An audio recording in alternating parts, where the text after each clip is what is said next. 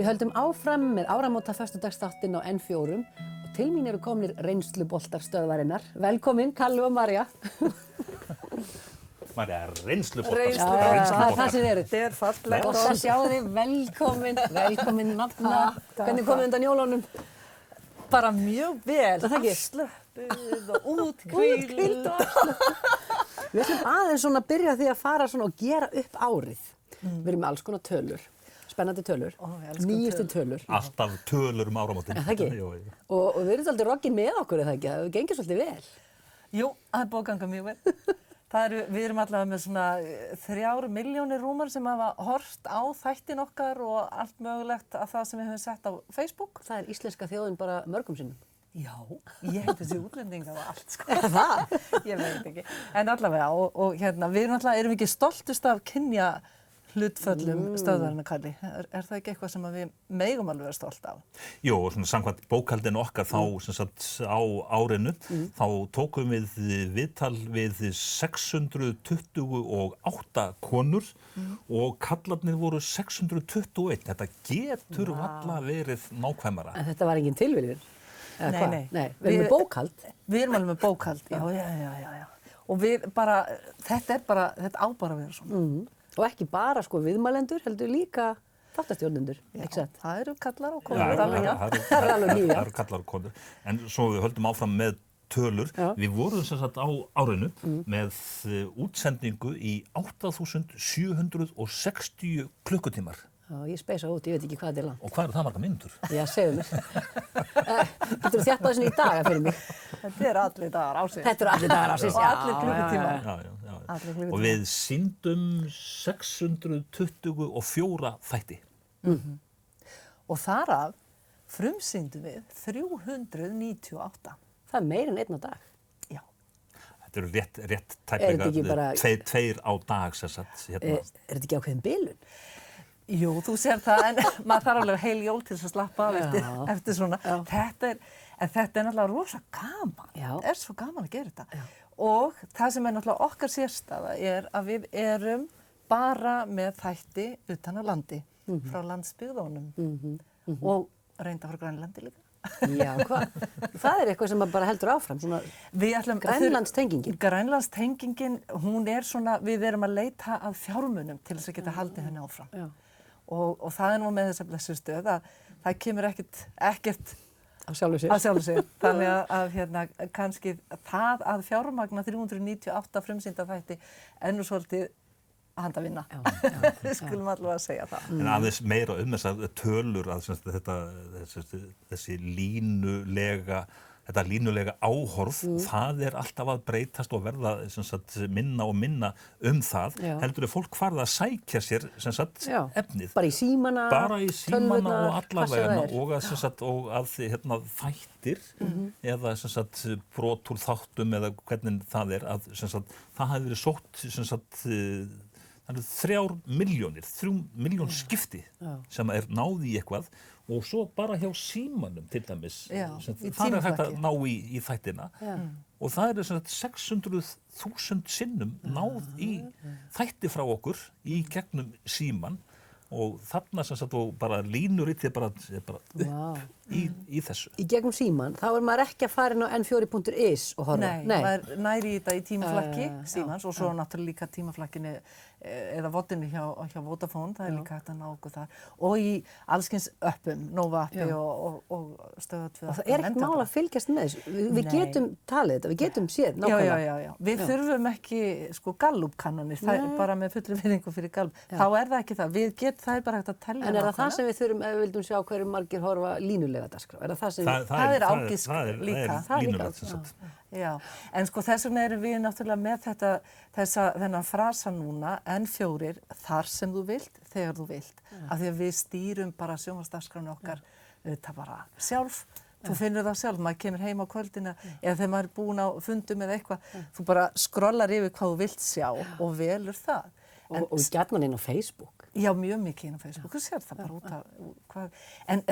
Og það skiptir bara mjög miklu máli að að allt íslenskt efni sé aðgengilegt og N4 bara að leggja stóran hluta inn í þá köku að framleiða og gera íslenskt efni og okkar sérstaða utan af landi sem okkur veitir nú ekki af. Nákvæmlega. Ég kynnti ykkur eins sem reynsluboltana. Já. Reynsluboltar alveg mennskir líka og við ætlum aðeins að kíkja á nokkur atriði sem kannski fór ekki alveg eins og aftur að fara. Í alvöru? Ég gera nú aldrei mistök, ég get sagt það. Og ég ensjandi. Þannig að við erum bara klárar, við prófum þetta og við getum stoppað ef við segjum einhverju vitleysu. Sem miklu meiri líkur og ég gerir heldur en þú. Nei, ekki alltaf hægt að klífa. Scoresby-sund. Það við bara getum í þætti sem sýndur verður á N4, mjög bráðlega nei, þetta krygnast. Með Norrlandir, það var svolítið leiðilegt. Komið þið sæl og velkomin í lagning vegar Teigsskóg. Hlýnun jarðar ein helsta ógn sem að stafar. Hlýnun jarðar ein helsta ógnin sem að stafar af okkur jarðarbúum. Katrín Árnadóttir Kristín að Norðurlandi vestra, Unnur Valborg Jónsdóttir, framkvæmdastjóri. Hilmarsdóttir. Það verður, byrjum aftur. Það ævintýri líkast að labba hérna götur þorpsins. Það ævintýri líkast að ganga Íbúum hefur fækkað hér í Yrtakottum í dálítið síðustu árin. Hér eina gistiheimili þorpsins og hér Það byrjum þetta alveg upp á nýtt. Ásdís Hlökk Theodórsdóttir, skipulagsstjóri. Ertu ekki skipulagsstjóri? Ég reyndar heitir forstjóri Skipulagsstofnunar. Velkomin í föstudagsþáttinn. Ég ætla aðeins að byrja upp á nýtt. Ég var búin að hugsa eitthvað svo sniðugt til að segja. Já. En áður en við förum í stutt auglýsingahlé, ætlum við að fá brot. Nú förum við í stutt auglýsingahlé en fyrst þetta. Ok, nú gerum við það. Og svo ég með svona tímavél, þannig að þegar við erum búin með 8 mínútur þá reyni ég svona. Það 8 mínútur við liðnir og þá það bara... Jók. Forseti Alþjóðaforsetinn.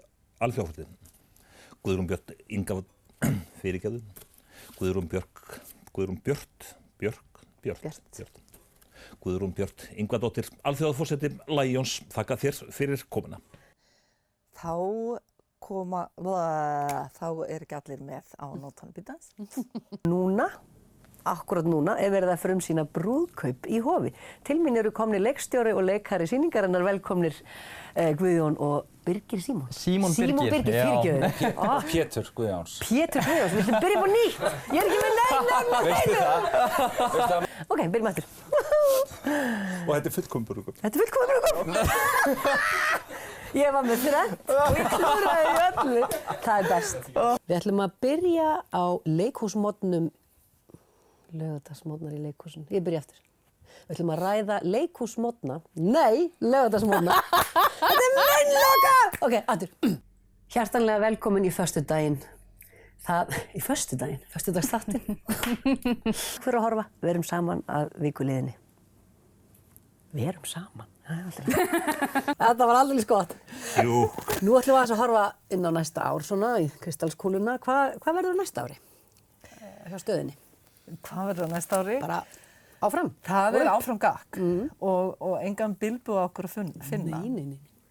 Við þurfum og erum náttúrulega búin að vera að vinna hörðum höndum að því að fjármagna bara stöðina sem þarf að gera frá mánuði til mánaðar og við höldum áfram. Við verðum með okkar þætti, náttúrulega breytum til og fáum nýja og allt það.